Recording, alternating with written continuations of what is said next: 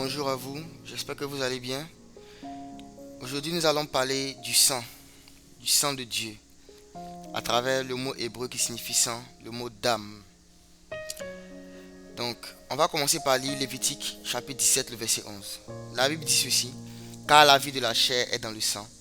Je vous l'ai donné sur l'autel pour faire l'expiation pour vos âmes. Car c'est pour l'âme que le sang fait l'expiation. Dans ce passage de Lévitique, la Bible nous informe que la vie de toute chair se trouve dans le sang. Ainsi, en tant que des êtres faits de chair, que nous sommes les êtres humains, notre vie se trouve dans le sang. Et ce mot sang en hébreu, c'est le mot dam.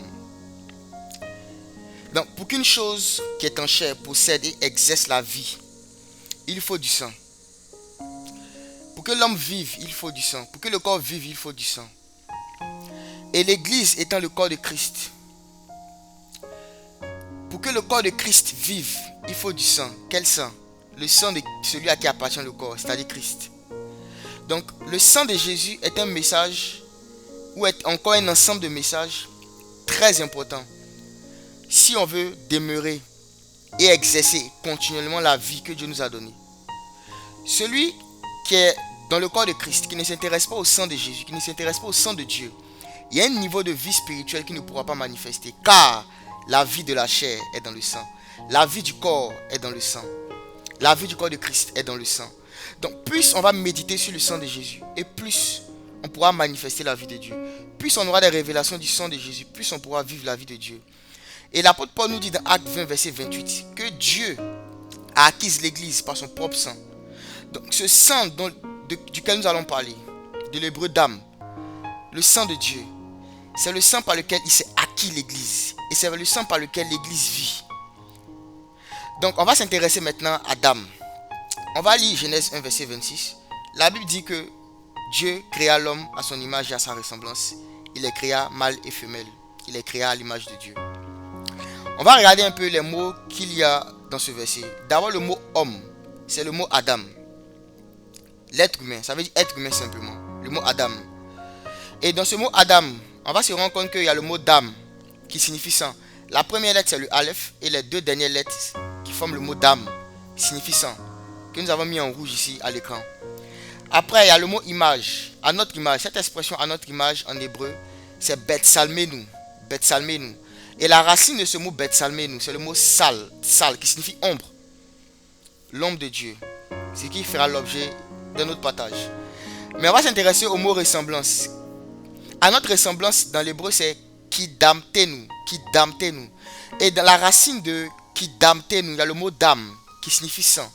Donc quand le Seigneur dit faisons l'homme Adam à notre ressemblance, en d'autres termes, faisons l'homme tel qu'il a notre image et notre ressemblance, tel qu'il a notre sang, le mot dam. Parce que dans le mot ressemblance, la racine c'est le mot sang, c'est le mot dam.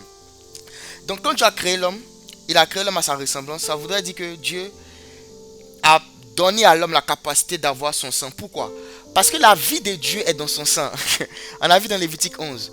Donc pour que l'homme ait la vie de Dieu, il fallait que l'homme ait le sang de Dieu.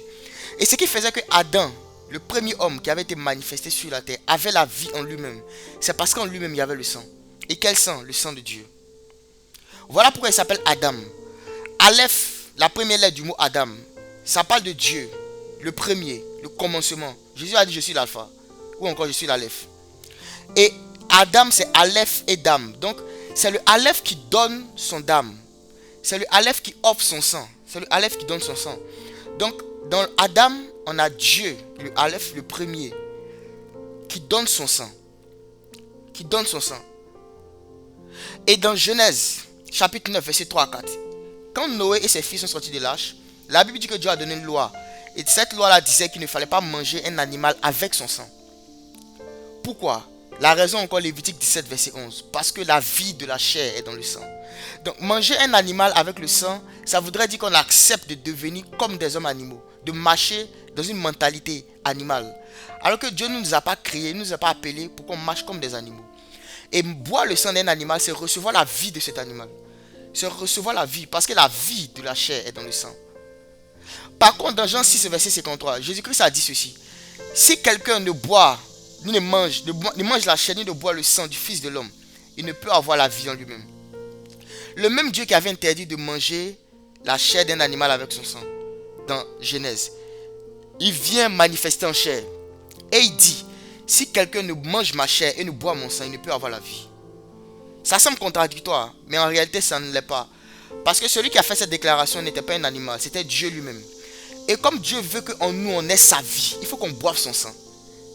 Il faut qu'on boive son sang. Il faut qu'on ingurgite son âme, parce que la vie de la chair est dans le sang. Il fallait qu'on boive le sang de Christ pour qu'on ait sa vie. Voilà pourquoi le Seigneur a institué un repas qu'on appelle la scène, le saint souper.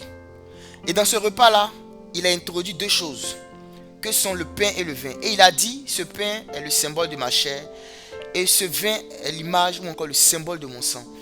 Et il dit, prenez ceci en mémoire de moi.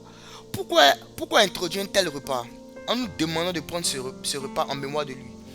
Parce que, en tant que son corps, l'une des choses qui va permettre qu'on exerce la vie, qu'on la manifeste en permanence, la vie de Dieu, la capacité à faire des choses comme Dieu, c'est le fait qu'on soit en communion avec son sang, c'est le fait qu'on boive son sang. Plus on va participer au repas du Seigneur, et plus la vie de Dieu se manifeste en nous. L'une des manières de recevoir ou de manifester la vie de Dieu, c'est pas seulement dans la prière et dans le jeûne, mais c'est également dans le repas du Seigneur. Ce repas-là où on ingurgite le sang de Dieu, car la vie de la chair est dans le sang. La vie de la chair est dans le sang. Et celui qui ne veut pas se conformer à ce principe de boire le sang de Dieu ne pourra pas manifester la vie de Dieu. Ne pourra pas manifester, ne pourra pas vivre comme Dieu veut qu'il vive. Car la vie de la chair est dans le sang. Et Jésus-Christ a dit, celui qui ne mange pas ma chair et qui ne boit pas mon sang ne peut pas avoir la vie. Il ne peut pas avoir la vie. Donc, dame, ce mot-là, de l'hébreu, qui parle du sang, nous ramène au fait que le sang de Dieu est ce qui donnait la vie à Adam lorsqu'il était dans le jardin, quand Dieu l'a créé.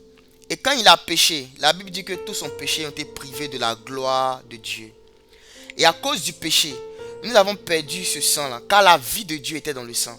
Et donc, le péché qui emmène la mort chasse la vie de Dieu. Chasse la vie de Dieu. Et à cause du péché, nous avons perdu le sang de Dieu. Voilà pourquoi il n'y avait aucun moyen qu'on reçoive une communion encore avec Dieu, qu'on soit introduit encore dans une relation avec Dieu, qu'on reçoive la vie éternelle, si on n'est pas en communion avec ce sang qui nous avait donné la vie au départ, le sang de l'alliance. Ce sang-là devait être versé, il devait être répandu pour qu'on y ait accès, parce que c'est lui qui donnait la vie au départ à Adam. C'est le même sang qui avait donné la vie à Adam. Donc celui qui ne veut pas être en communion avec ce sang ne peut pas recevoir la vie, car c'est ce qu'on a perdu à cause du péché. Et donc si le péché est vaincu, si le péché est détruit, si la malédiction du péché a été ôtée, il faut que ce sang soit réintroduit. Et c'est d'ailleurs pourquoi Christ est venu. La Bible dit qu'il est venu avec l'eau et avec le sang. Maintenant, on va s'intéresser aux particularités du mot sang en hébreu, le mot dam, qui s'écrit avec deux lettres. La première lettre, je le rappelle, l'hébreu se lit de la droite vers la gauche. Donc la première lettre, c'est la lettre de droite, c'est la lettre Dalet. Dalet signifie porte et a pour valeur numérique 4. La seconde lettre, c'est la lettre Mem. Mem signifie eau. Eau comme de l'eau, comme les eaux. Et sa valeur numérique, c'est le 40. Et les deux lettres ensemble forment le mot dam, qui signifie sang, dont la valeur numérique est 44. En faisant la somme de 40 et de 4. Donc, qu'est-ce que ces choses-là nous disent en fait sur le sang? On voit que le sang commence par une porte. La lettre Dalet qui signifie porte. Donc, le sang, c'est la porte de l'eau. La porte de l'eau. L'entrée de l'eau. C'est l'endroit par lequel on accède à l'eau. Et l'eau étant le symbole de la vie. On voit dans ces lettres-là simplement que le sang est la voie par laquelle on accède à la vie. C'est la porte de la vie. C'est par le sang qu'on accède à la vie. Donc, dam, dans l'hébreu, on voit que ça parle de la porte de la vie. L'entrée de la vie. Et ça confirme encore ce que nous avons lu dans Lévitique 17 au verset 11 qui dit que la vie de toute chair est dans le sang. Également, les eaux peuvent parler du chaos et de la destruction. Les eaux sont à la fois l'image de la vie, mais aussi l'image du chaos. Donc, le chaos et la destruction. On voit ici également que le dam parle de la porte du chaos, ou encore la porte de la destruction. Donc, comment est-ce que le sang parle du chaos et de la destruction? C'est parce que la Bible nous dit que c'est à travers le sang de Jésus que nous avons vaincu le diable. C'est à cause de son sang, c'est au moyen de son sang que Jésus-Christ a détruit et a dépouillé les œuvres des ténèbres. Donc, c'est au travers du sang de Jésus-Christ qu'on a eu la victoire sur le péché, sur les démons, sur les maladies. La Bible dit que dans ces maîtrisures, nous avons reçu la guérison. Donc, le sang, c'est aussi la porte de la destruction des œuvres des ténèbres. La destruction des œuvres des ténèbres.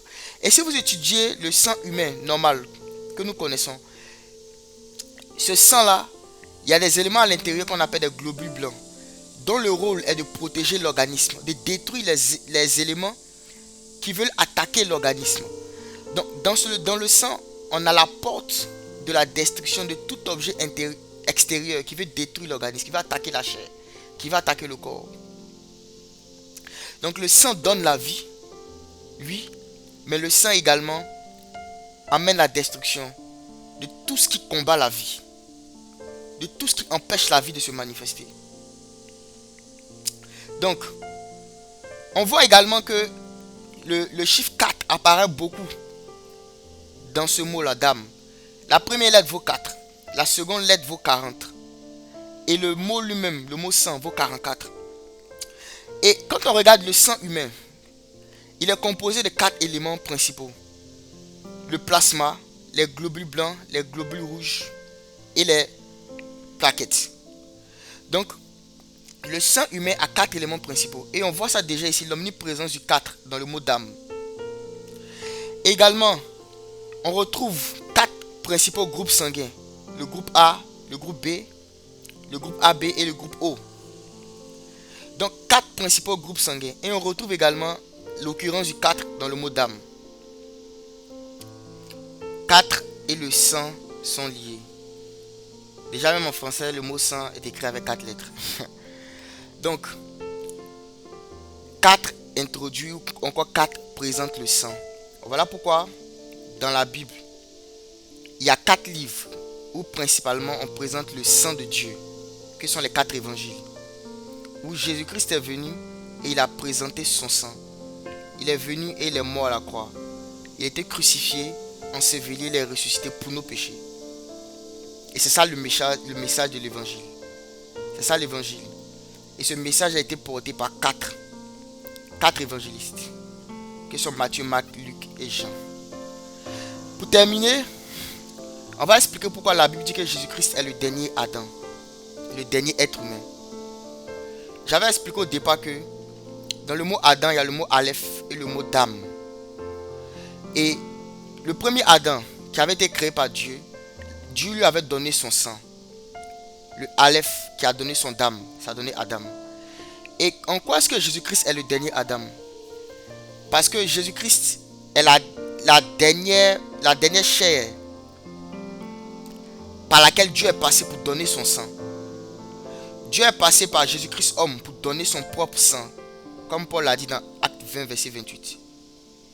Voilà pourquoi il est le dernier Adam. Et après lui, après Jésus-Christ homme, il n'y aura plus d'autre chair que Dieu va utiliser pour donner son sang. Ainsi, celui qui ne croit pas en Jésus et qui est expert en un autre chemin pour avoir la vie éternelle, la vie de Dieu, il se trompe. Car il y a un seul chemin. Il a dit, je suis le chemin, la vérité et la vie. C'est Jésus-Christ. Il a dit, je suis la porte. Il est le Dalet. Il est la porte qui mène à la vie. Il est la porte. Donc, Christ est le dernier Adam, dans le sens où La Bible dit dans Jean 3,16, car Dieu a tant aimé le monde qu'il a donné son unique, afin que quiconque croit en lui ne périsse pas, mais qu'il ait la vie éternelle. Il est le dernier être humain par lequel Dieu est passé pour donner son sang. Donc, que le Seigneur vous bénisse abondamment, que sa paix demeure sur vos vies.